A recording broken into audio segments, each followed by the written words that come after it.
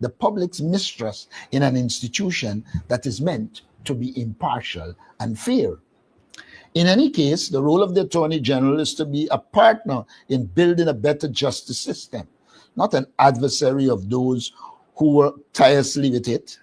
Clearly, he should be advocating for the recruitment of more judges, for better funding for the courts, and the establishment of measures to expedite cases without sacrificing the fairness and thoroughness that justice demands. Instead, his baseless criticisms are undermining the morale of our judges and ultimately the very rule of law upon which democracy rests. Also, it is important to note that in any justice system, delays are inevitable, especially when dealing with complex cases. It is clear that there is need for judicial reform in Guyana, but the solution is not to berate judges for circumstances beyond their control. Instead of attempting to sow division between the judiciary and the executive, the Attorney General should work collaboratively with the judiciary, as well as other stakeholders, to ensure that our justice system is adequately resourced, properly staffed, and equipped to deliver justice in a timely and effective manner. Indeed, it is time for the incumbent regime to focus on real meaningful reforms, not on partisan attacks. Mr. Nandlal has demonstrated time again that he's infinitely disrespectful to honorable judges of this course. This must stop. Therefore, we call on the Attorney General to withdraw his remarks forthwith and to shift his focus to solving the systemic issues plaguing the justice system. Ghana deserves better than to see those in political leadership bicker while the courts, essential to upholding the rights, continue to suffer from neglect. The judiciary must be treated with respect, and any attempt to weaken its independence should be condemned in the strongest possible terms. The rule of law must always be paramount, and it is the responsibility of all of us to ensure that the justice system is not only done, but seen to be done. It must be noted that a government's failure to appoint the acting chancellor and chief justice to the substantive position also has a negative impact on the judiciary. I reaffirm our position that we are in agreement with the appointment of Justice Janet Cummins Edwards and Justice Roxanne George Wilshire to the positions of Chancellor and Chief Chancellor, respectively. Chief Justice. Mr. Elsinore.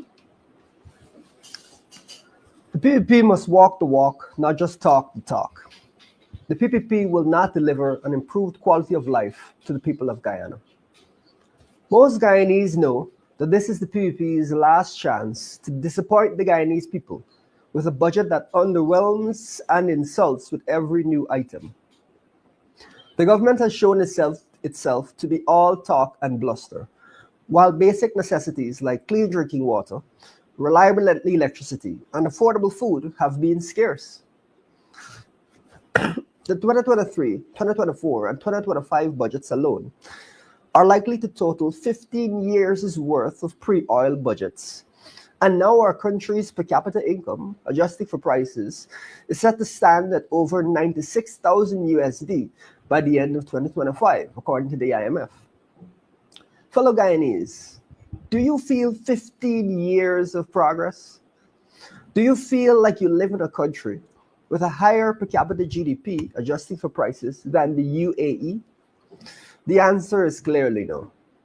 Guyana hungers for change, and we will bring that change this year. In the meantime, however, we want to make clear the minimum required of this year's budget if Guyanese are to begin to live the decent life they deserve. 1. The tax-free threshold must be lifted to $400,000 a month. 2. A good governance dividend of at minimum $100,000 must be provided to every Guyanese adult. 3. The development of a modern national data management and cash distribution system must be budgeted for. 4. The public servant minimum wage must be increased to $200,000 a month. 5. 20 billion must be allocated to direct cost of living mitigation. 6. 3 billion more must be allocated to the Small Business Bureau to help businesses expand production and lower costs.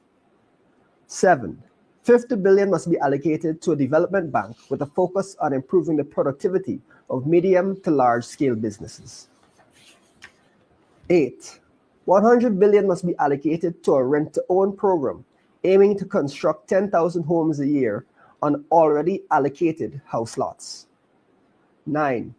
200 billion must be allocated for the upgrade and maintenance of the electrical grid in order to bring an end to blackouts and provide an adequate platform for the eventual integration of the gas-to-energy plant.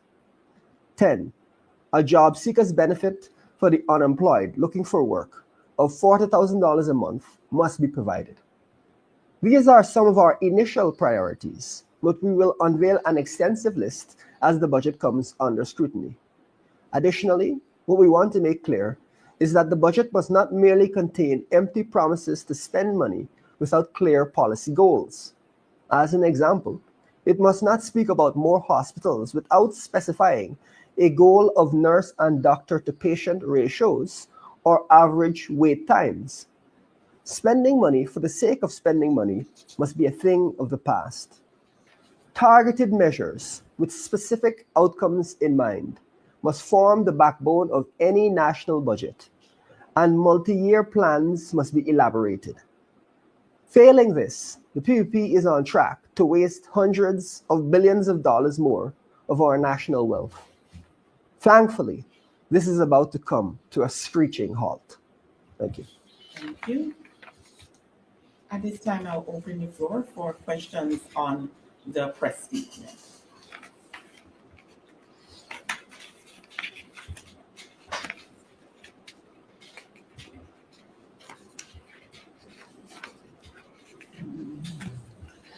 All right, I'll open the floor for any other questions. Mr. Antonio Day.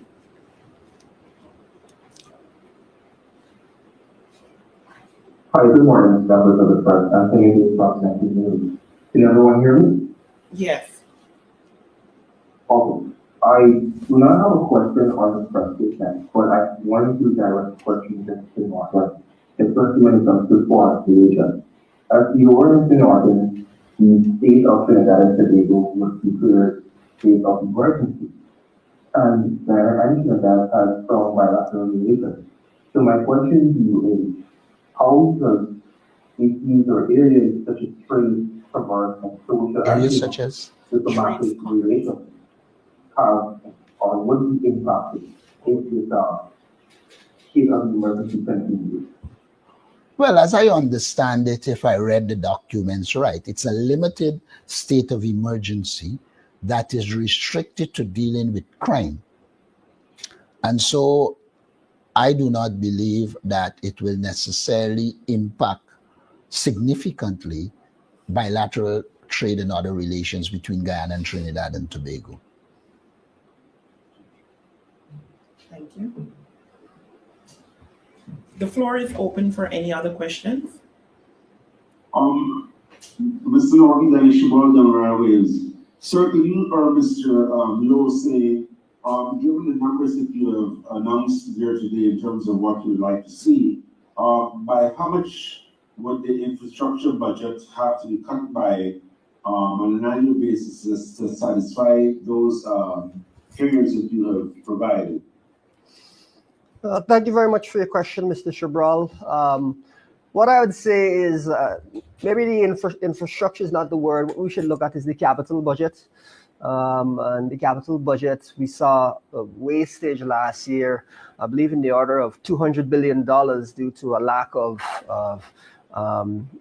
improvement of the system, monitoring and evaluation of projects and of feasibility studies and so on being carried out. So that is, I think, low-hanging fruit that we must first of all target, that initial roughly $200 billion. But of course, we've also seen the tax base of Guyana grow. We've seen additional taxes come in there that will form an element of our discussions. And so we expect that there should be more than enough space within the national budget to additional oil revenues as well for these proposals to be very reasonable. Should I also make the point that it's not solely a case of people up against the size of the infrastructure budget? It is doing it at the expense of the quality of life of the people, one.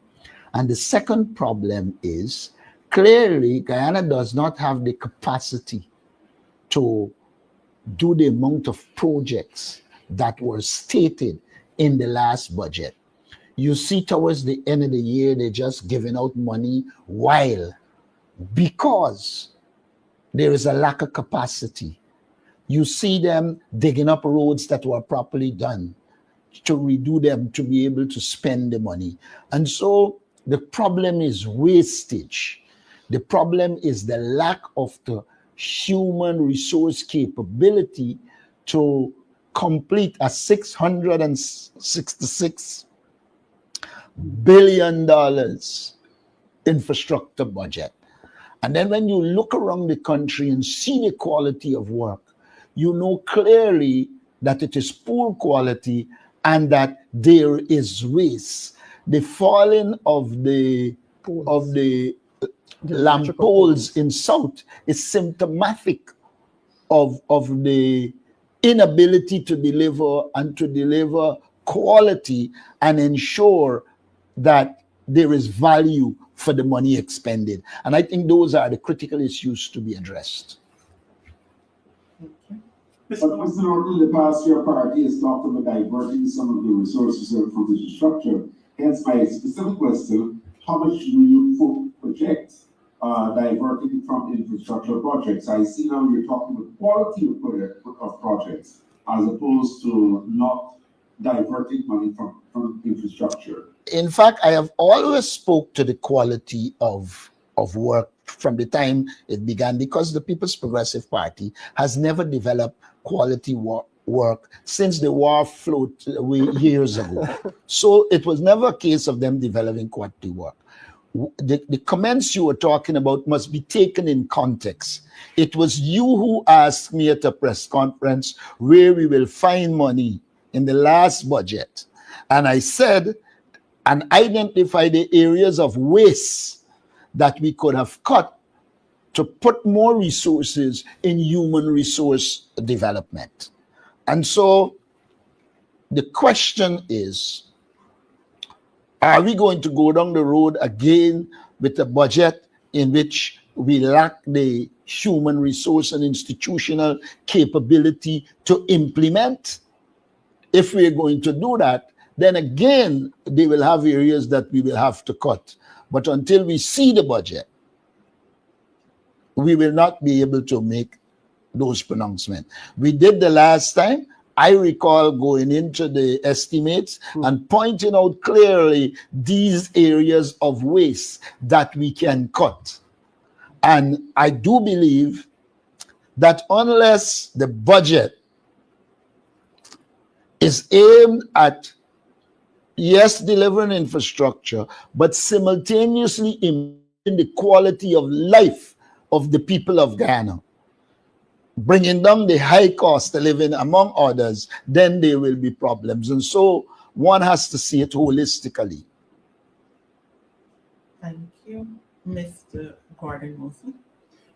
Good morning, sir. Good morning, sir. Gordon Mosley, News Source. Mr. Norton, we're in an election year.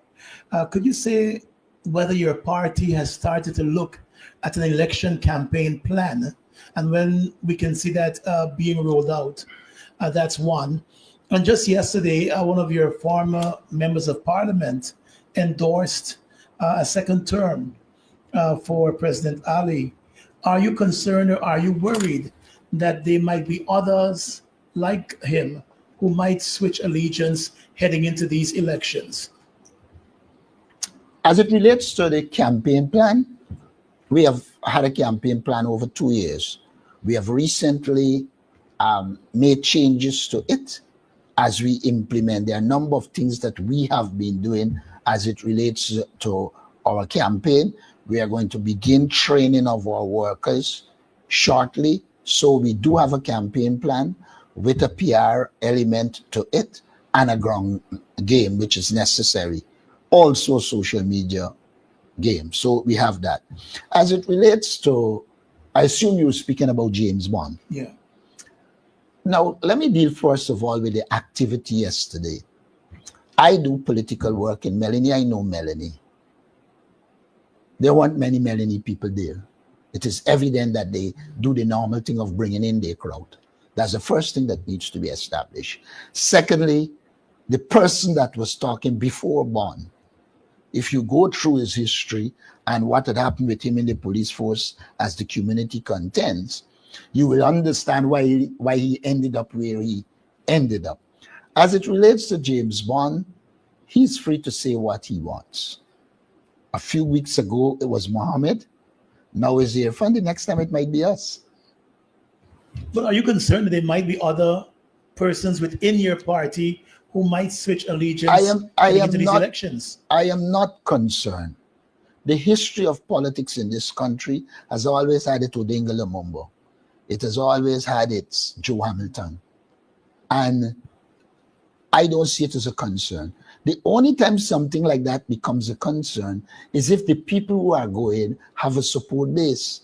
From the evidence, none of them that went before had a support base. The support base is a PNCR, APNU support base. And so I am not worried about people going. The nature of human beings, I always remember, let me make this point, I always remember one of the two names I just called, I wouldn't say which one, said to me when they live and look, me and die poor, I can I could get rich. That isn't going to change.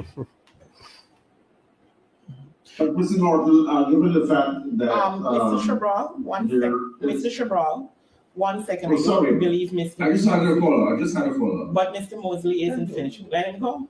All right. Oh, Go ahead. sorry. Go ahead. He has given you the beat. Yes, Mr. Norton, in a country where there is a narrow margin of victory between the government and the opposite, the PEP and the PNC, quite apart from the whole James Bond event being centered in the Melanie and the Shannon Batchers adventure area, aren't you worried though that activities such as these can influence the way voters turn out and eventually cast their votes, which could result in your party even being defeated by a simple majority? I think you missed the key point I made before. If they're not going with a support base, then they're probably going alone or probably with their family. That can't impact the thousands that are needed to do what we want to do. Everyone will be concerned if somebody isn't supporting you.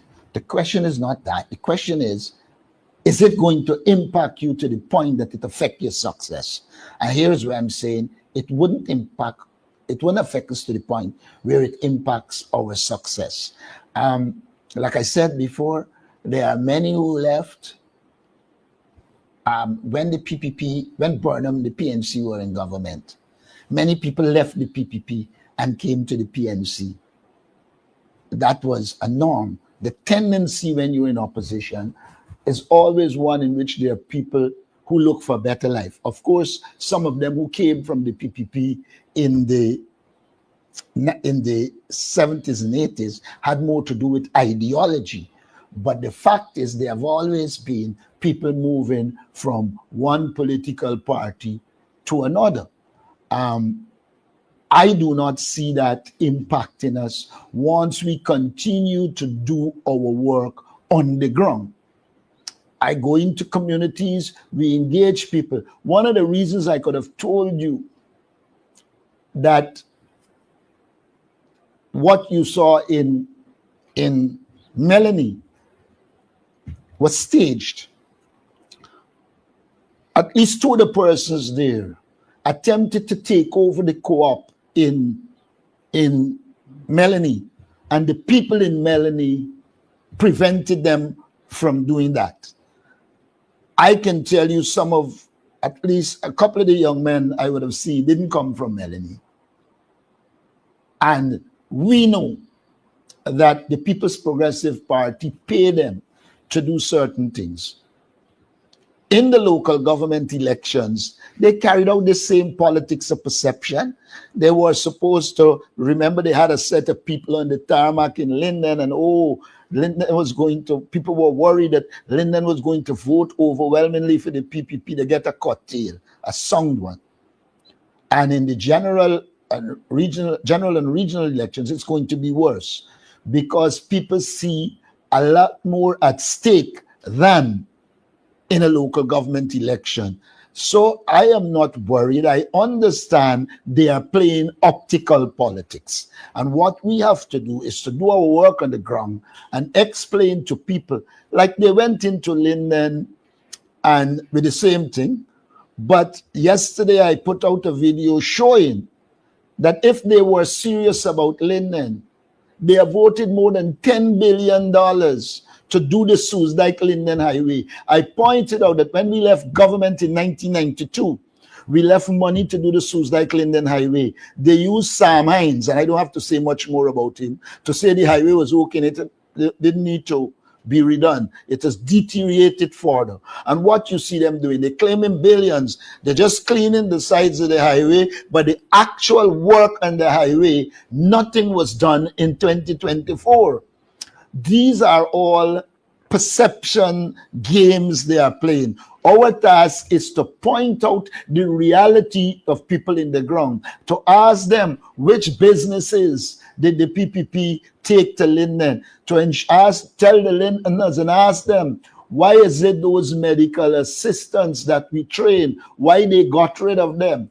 Tell us, why is it that you closed the Charles Rosa School of Nursing in Linden when you were short of nurses? Our task is to educate people and let them know what the reality is. The bridge, the Wismar Mackenzie Bridge, was a project under the APNU AFC. When they came to government in 2020, they were not going to do the bridge. And I led the activities starting with the Tongue Day to pressure them to do the bridge. And that caused them to do the bridge. Let us not forget, this is the same government Jack Dale said the road from Linden to Rupununi wasn't a viable option. We did the work to put it in place, and it's ongoing. Let me remind people that Jack Deodem did not develop the gas to shore project. It was developed by the PNU AFC. Let me also point out that there was a feasibility study done for it to be on the East Coast, and they came and arbitrarily put it at Wales. The point I'm making to you is we will continue to point out these things to the people, and our people are sensible. If you are on the road, you will hear them talking all this thing about cash grant, and so it's election year. People know that these are election gimmicks. But Mr. Norton, heading into the elections, do you see a united party? Because we see you meeting foreign dignitaries without your parliamentary rep on foreign affairs. You see you meeting other people. So a parliamentary rep at foreign affairs has to do with the parliamentary matters. Some people miss how political parties are run. A political party has a central exec, it has its policy positions, you discuss the issues, and you decide who will represent you on certain issues. Now, I would say to you, yesterday, the statement on foreign policy was delivered by Amanza Walter. Any political party has to choose. In large measure, only Jack Dio speaks for the PPP. So I'm saying to you, all right, let me give you today's example. Today's example, Roysdale Ford was engaged. He did the work for this statement. I would have added what I needed to add and so. But unfortunately, he was to be in Guyana today, but his flight is delayed. Well, he will get here today, but not at the time he expected. He will get here about 12:30. And so, for that reason, I did what should be did.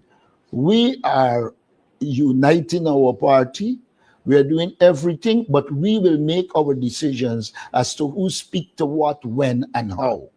Because politics is not by chance. But going into the elections, do you think you will have a united front? Yes, I do. That? Yes, I do believe we have a united front. And has the party started to look at its candidates in terms of if you go with a coalition, who you will put where, in what position, including who will be the presidential candidate, despite what your party might have said to you? My party would have said to me that I will be the presidential candidate. My party has said if I don't want to be the presidential candidate, they've given me the authority to choose. That is a decision of our Congress, the highest forum in the party. Now, we are in discussions with other political parties, and we go to it with an open mind. But no one will determine what happens for the PNC outside of our support base and our party membership. But as a veteran politician like yourself, you must have put in some feelers out on the ground as to your likability as a presidential candidate as against others within the party. So do you see yourself? Well, all I would say to you is this. Yeah. There are people here who just did a poll, which I'm not talking about the one in which they're blocking people from. And that poll would have shown among the opposition that I have the highest ratings, including many people who they're naming. Now, likability sounds good. But a lot of time in politics is who on the ground, who are engaging people.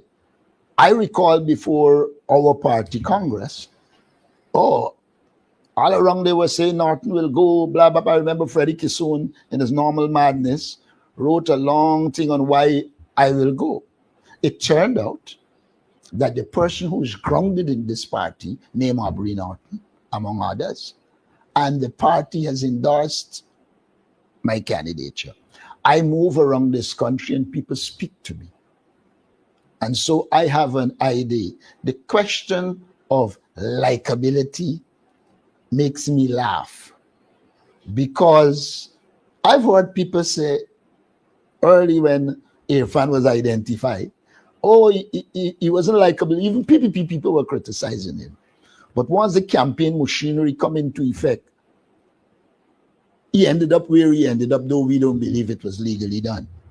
So I hear you on likability. I believe the average man out there who I relate to, I go into the markets all around. I haven't changed my lifestyle. So I believe and know that the average person out there likes me. The first criticism against me was that I dunce. I don't know if you remember that, but that didn't succeed because it couldn't come up against my academic training and my performance as a lecturer at the University of Guyana. While I don't trumpet much about myself, I'm saying this to you. If there are criteria identified for candidates, I'm dead sure I will fit it at least 90% more than many people who people believe are likable. And the question of likable can also be restricted to class. And one reality is that some in the middle class, they have the tendency to try and create a narrative, and then everybody must fall into that narrative. I've been in politics long enough to know when to seek to change that narrative and ensure that we have the broad-based support that we need. Miss, 1 second. I'll take Mr. Antier there and then. All right, go ahead. Ms. Williams. Mr. Norton, coming back to what my colleague said, and you're responding that you have a united front. However, last year we saw with your Congress, there was a lot of division. as we head into elections, how do you plan to maintain this cohesion within the party?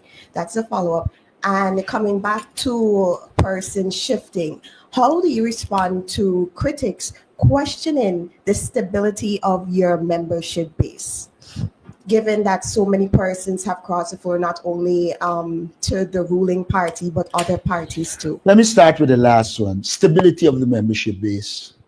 When I became leader of the party, our membership base was like 20,000. We are way over 30,000.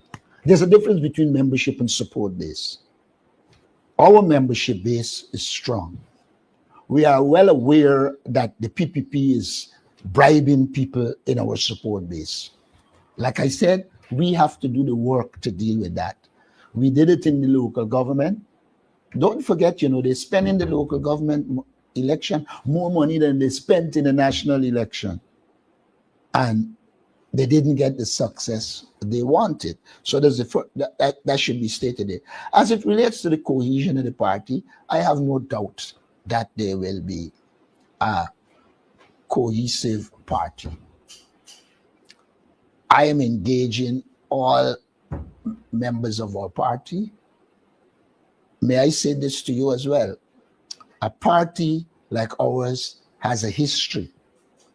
And that history and institution, those two will help us. So I'm not worried about the cohesion, and we will work to further unite the party. Now, not everybody that run out there and says something against the party is indicative of a lack of cohesion in the party.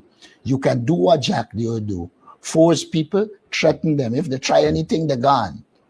We have always been a more open and liberal party in which people speak, criticize. The criticisms that we think are useful, we listen to. Those that aren't, we don't allow it to affect us. Okay, Mr. Norton, following up on your statement there. However, at your Congress, we saw numerous allegations, not from one person alone, but multiple people making allegations of racial discrimination and disunity.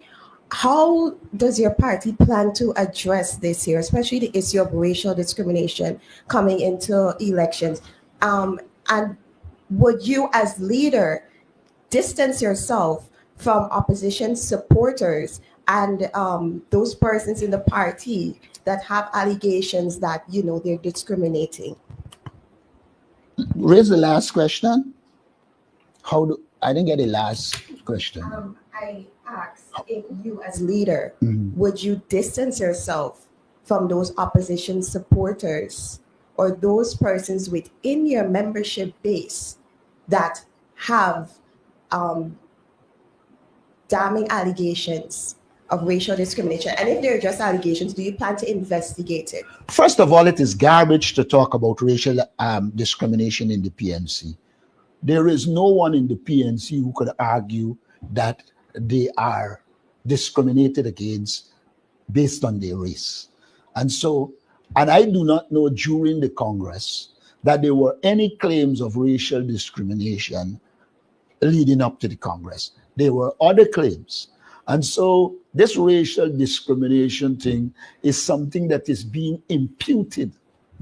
But in reality, there are no racial allegations against the leadership, at least under my leadership. And may I remind people, and I always have to remind them, when many did not want to support Winston Murray, who was Indo-Guyanese, as leader of this party, I was one of the persons who supported him. Even while some who are talking about racial discrimination at the time were making some comments that I wouldn't make here. And so this whole question of racial discrimination in the PNC is a myth. I can say to you, over the years, anybody who would have worked with me or engaged me, even while I was presidential advisor, youth empowerment, or wherever I went, one of the things I always ensured was that there was ethnic balance in whatever we did. Once there was the required competence, etc. And so I don't know where this thing about racial discrimination is coming from, but what I can tell you is that people in the PPP leadership, they say to our people, don't fight and come here. It ain't easy. They just tell you on the one side, everything all right, but when you go in the PPP, you see the racial and feel the racial discrimination. Ask Jack Dale if that is true. But would you as leader distance yourself? I didn't hear that. Would you as leader distance yourself if any instance of that comes up? I don't have to distance myself from anything because we do not practice racial discrimination in the PNC. So what am I distancing myself from? I don't have to distance myself from anything. The PPP has to distance itself from ethnic discrimination. We have given evidence of their discrimination against whole communities. You know how many cash grants went to PPP support base before this general cash grant that is supposedly meeting everybody? The PPP has to be concerned about racism. Do you see a prime minister that wields power in the PPP? Look at the power structure in the PPP and you tell me if there isn't racism. It is the PPP that has to deal with racism, not the PNC. In fact, we're in a position where we have to meet out to other ethnic groups. Thank you. Mr. Norton, there was a court action filed over the past 2 days by embattled Assistant Police Commissioner Brutus, where he claims that there exists in the Guyana Police Force a government diversity policy, which essentially acts to balance the ethnic makeup of the force in terms of promotion, all of that. A response from you if there is such a policy existing. I can share with you the section from the Guyana Defense Force only. In their human resource report and plan, they have that. And I have no doubt that they have it in the police force. If you bear with me, I will extract the section and send it to you, where they are doing that in the Guyana Defense Force, and I have no reason to believe they are not doing it in the Police force. They're doing it in the Guyana Defense Force, and I have no doubt that they are not doing it in the police force. It is wrong, but the PPP is known for doing wrong. It's not a party that is known to operate based on principle. Look at Jack Deo. He is defending himself. He's saying ministers can be in business. There is no unless there is a conflict of interest. How on earth could you be a minister of government and being involved in business, getting government contracts, and there isn't a conflict of interest? But what Jack Deo is doing is protecting himself. Don't forget, Vice News established that he in business, allegedly dirty business. So while he might look like he protecting Minister Indar or whoever, who I believe should resign Indar, while he might look as if he's protecting Indar, he's protecting himself. Because any investigation into the PPP, there is an allegation and clear evidence that a company that is getting a lot of contract is linked to the president. The PPP is a corrupt cabal. And so these things will be normal to them. So what I'm saying to you is this. One, I believe what Brutus is saying, but I do not have documentation as it relates to Brutus. Two, that I have documentation to establish that that is happening in the Guyana Defense Force.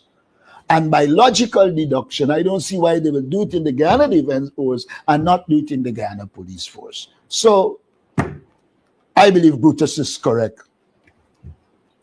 Thank you. Mr. Dennis Chabot. Yes, a quick follow-up on the last point, Mr. Norton. What makes the diversity policy inaccurate or inapplicable, given the fact that I think one or two commissions of inquiry over the decades have pointed to the need for ethnic balance in the discipline services? And secondly, have you made offenses with Mr. Royce Ford? And thirdly, how narrow or wide is the margin between yourself and whoever that second person may be in terms of your popularity? You did refer to a survey. Okay, let me start in understanding my own handwriting. Oh, let me go now to, you asked me whether it is wrong for diversity.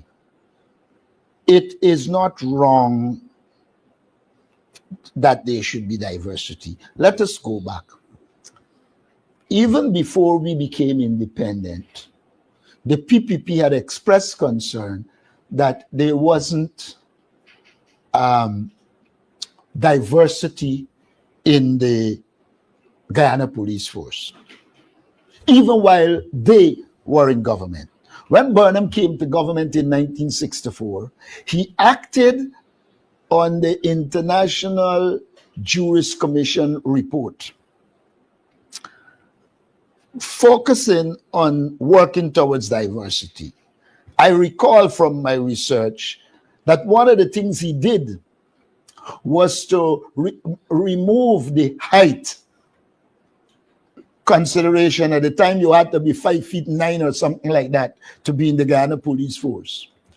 And so he removed that so Indo-Guyanese Amerindians can go. Now, I have no problem with objective criteria being used to create a level playing field. I have a problem with the PPP approach where it says that if you're going to get 10 officers, 7 must be Indo-Guyanese or 6, even void of qualifications. Look, we need a meritocracy. People should get jobs based on their ability and their performance. And so to talk about diversity in the way the PPP is doing it, in one case, I understand the Guyana Police Force virtually called off recruiting a batch because they didn't have the diversity they were looking for. And the People's Progressive Party knows full well that there are a number of reasons why many Indo-Guyanese don't go to the Guyana Police Force. And it had nothing to do with discrimination in terms of African Indian, because this predated us in power. I mentioned pre-independence era. But what the PPP is doing is seeking to ensure they put in the Guyana Police Force people who they can control, rather than seeking to develop a competent Guyana Police Force. The head of the police force they would have chosen was because they know he is compromised and he will be prepared to do those wrong things that they want him to do. What was the last question? Mending fence. I don't know what fence we have to mend. In political parties, there have always been fights. That's a reality. When an election is coming, people will challenge and people will be challenged.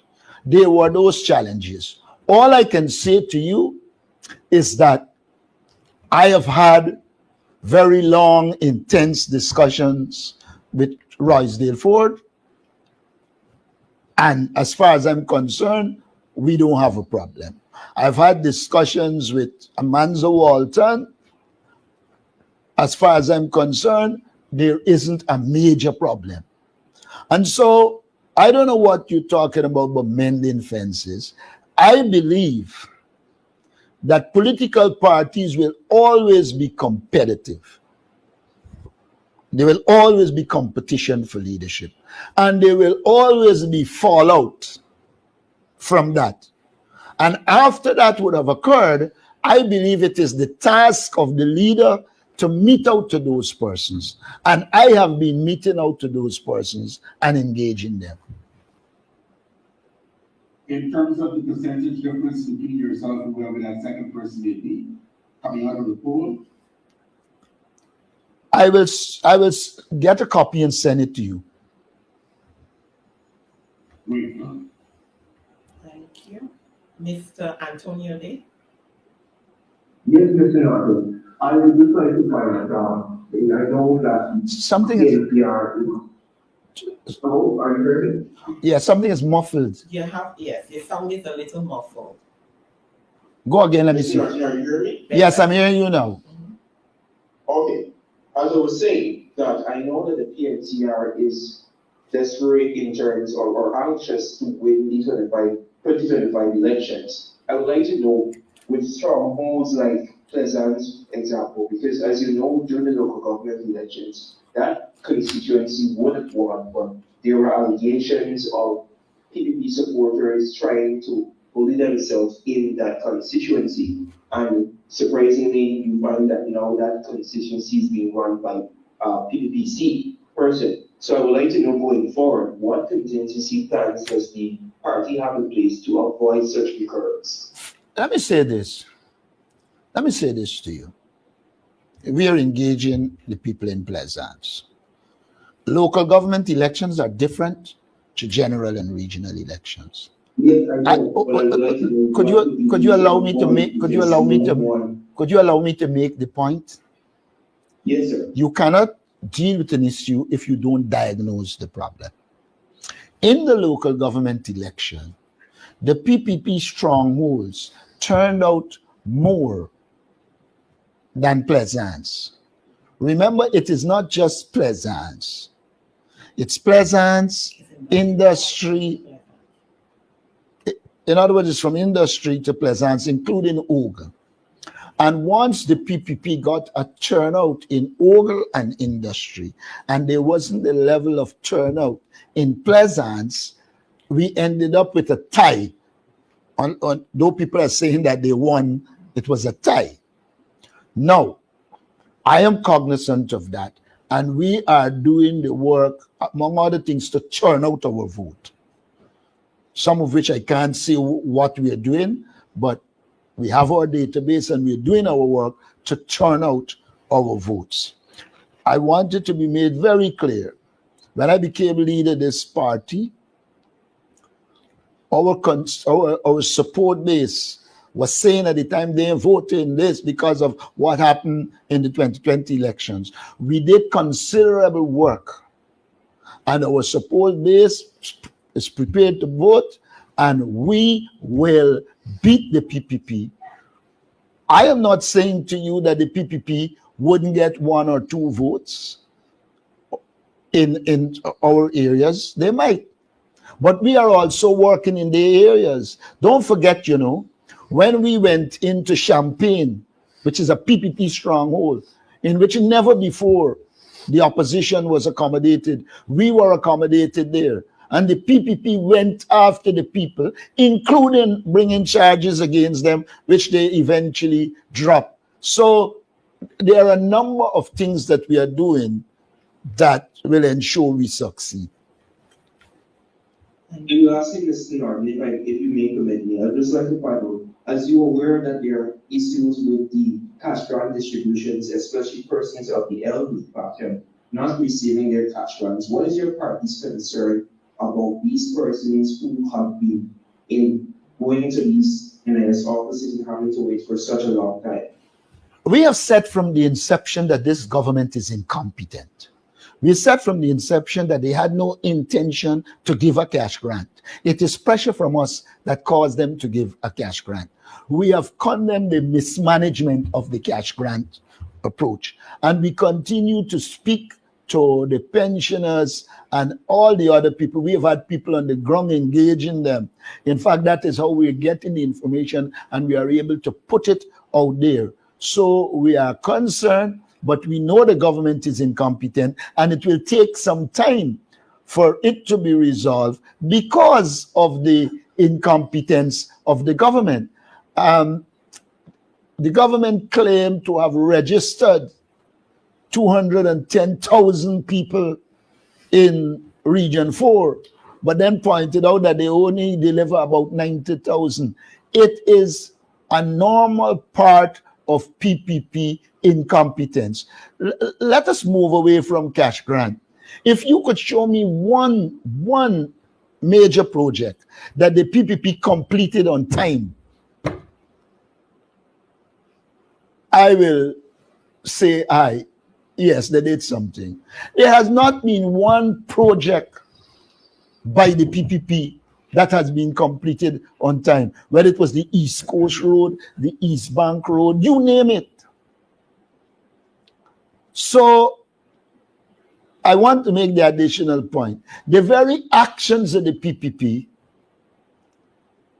are the actions that are pushing people away from them, including their own supporters. Add to that, that in all the communities that they exist in, they circulate the resources within a little group, and they marginalize and alienate the wider community. Those issues we are focusing on, and we believe that in the final analysis, the people of this country are going to vote the PPP out of office. How do you think, sir, though? How do you think you stack up against the incumbent president? And how do you think you stack up against the AFC's presidential candidate, the AFC leader, if you're in a head-to-head competition? Look, I don't believe that any one of them you would have called did more political work on the ground than me in the whole history. So first, on the ground, I stack up. When it comes to political skills, I still believe I'm ahead of them. When it comes to intellectual capacity, I'm willing to say, yeah, well, Nigel and I could have a thing there. The other one in the race. Just in the race. So, but the issue for me is not how I stack up against anybody else. And I wanted to make it very clear. I consider Nigel you as a friend and somebody who I can relate to. And I will work with the AFC and other political parties to ensure we defeat the PPP. That is my promise to you. And may I say this last thing? A lot of people breaking down what happened to the candidate. If that was the case, Trump would not have been in power. And a lot of times is how you campaign, what you do, how you do it, etc. And I'm saying to you, when it comes to putting in place a proper campaign machinery, I have the skills, I've mobilized people to do it with me, and we'll do it. Ideally, I would like to see, and I'm working with Nigel towards us resolving whatever issues exist and having a united front confronting the PPP. And I would shift the focus away from me and Nigel to the people of Guyana. We owe them a better life, and we will work to ensure they get a better life. Thank you. All right, at this time, there being no other questions, I want to thank our media personnel for joining today's press conference, and of course, our viewing audience and all the social media platforms. Do have a wonderful afternoon and weekend.